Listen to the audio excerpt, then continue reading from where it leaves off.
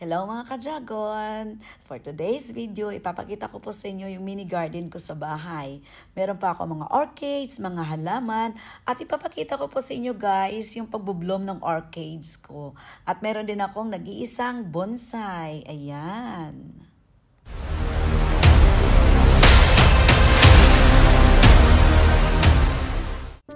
Guys, napakasarap ang feelings pag galing ka sa work na pagod kang pag-uwi mo. Yan, sasalubungin ka ng mga kulay ng orchids. Guys, napakasarap talaga sa feelings. As stress reliever ko ito sila guys. Lalo na pagpasok mo sa loob ng bahay, nakikita mo yung mga green sa paligid at may halong kulay ng orchids. Guys, napakasarap ng feelings. Kaya ito talaga yung stress reliever ko. Ayan, i-witness mo natin ang pagbubloom ng mga orchids ko guys.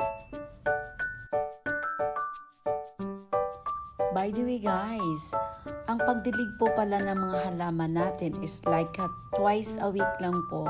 At saka yung pandilig po namin dyan, yung tubig sa nilagang itlog, at saka yung hinugas ng rice, pag nagsaing po kayo guys, huwag nyo itatapon, yun po yung pang dilig nyo sa halaman.